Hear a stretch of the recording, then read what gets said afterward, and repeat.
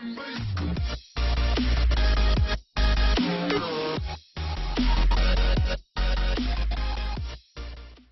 Geun-hye has become the first democratically elected South Korean president to be forced from office, after the country's constitutional court upheld a parliamentary vote to impeach her over a corruption and cronyism scandal that could see her face criminal charges.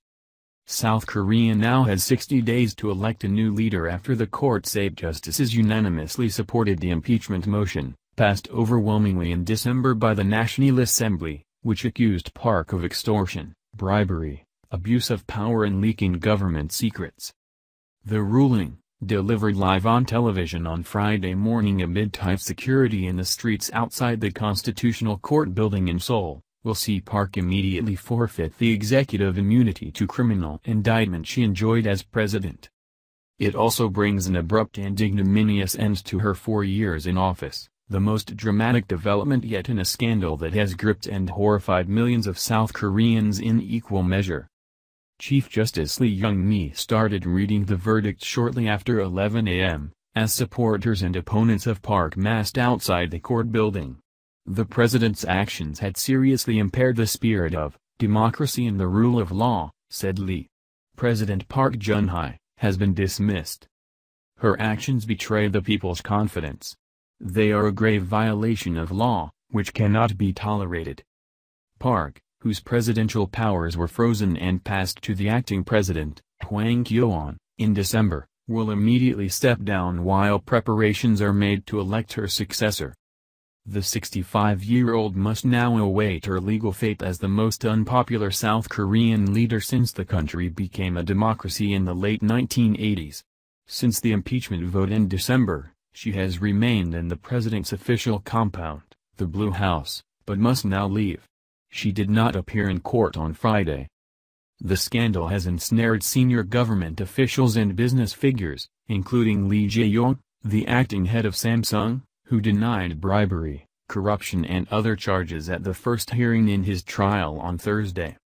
But for South Koreans who greeted news of the scandal last summer by taking to the streets in their millions every weekend, Park, the blue-blooded daughter of a former South Korean dictator, was always the prize target. Park's impeachment at the end of last year came after months of deeply damaging revelations about her relationship with Choi Soon-sil, a longtime friend with whom she is suspected of conspiring to secure donations worth tens of millions of dollars from major companies for foundations set up by Choi. Park is also accused of allowing Choi to secretly meddle in state affairs, including economic policy and Seoul's relations with the North Korean regime.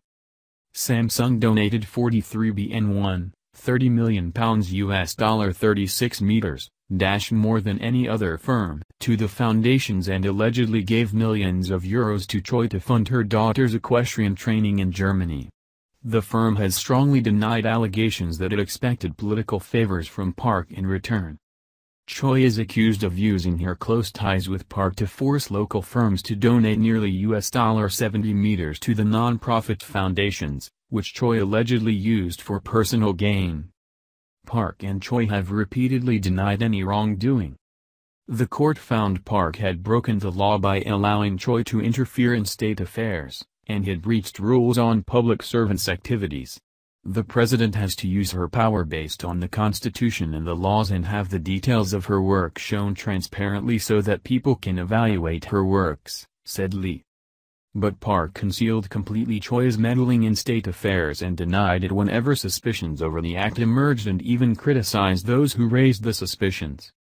Park, whose family background and knack for winning elections propelled her to the presidential Blue House on a wave of public support in late 2012, will leave office almost a year shy of the end of her single 5-year term. Choi's father, the religious cult leader Choi Tae-min, mentored Park after her mother, Yuk Young-soo, was assassinated by a North Korean sympathizer in 1974, forcing the 22-year-old Park to take on the role of acting First Lady. Her father, South Korean dictator Park Geun-hye, was killed by his own chief of security 5 years later. Now that Park's immediate fate is clear, public anger is expected to focus again on the political influence and extraordinary wealth enjoyed by the most powerful figures in South Korea's family-run conglomerates, or chaebol. While tens of thousands of Park loyalists have held demonstrations calling for her reinstatement in recent weeks, and vowing civil war if she were ousted, there are growing demands for legal action to be taken against tycoons from other South Korean companies caught up in the scandal, including Hyundai and Lotte. The election could see the installment of a liberal leader after almost a decade of conservative rule under Park and her predecessor, Lee Myung-bak. Opinion polls show that Moon Jae-in, a former MP from the opposition Democratic Party of Korea who lost the 2012 election to Park, is the current favorite to succeed her when South Koreans go to the polls, most likely on 9th of May. Moon has called for dialogue with North Korea to address its nuclear and ballistic missile programs, in contrast to Park's hardline against the regime in Pyongyang. Significantly, Moon, a former human rights lawyer, has vowed to reconsider plans to deploy a U.S. missile defense system this year, amid objections from China. Park is not the first South Korean leader to have been impeached by the National Assembly. The Liberal president, Roh Moo-hyun, was impeached in 2004, but was reinstated 2 months later after the Constitutional Court said allegations of minor election law violations and incompetence did not justify his removal.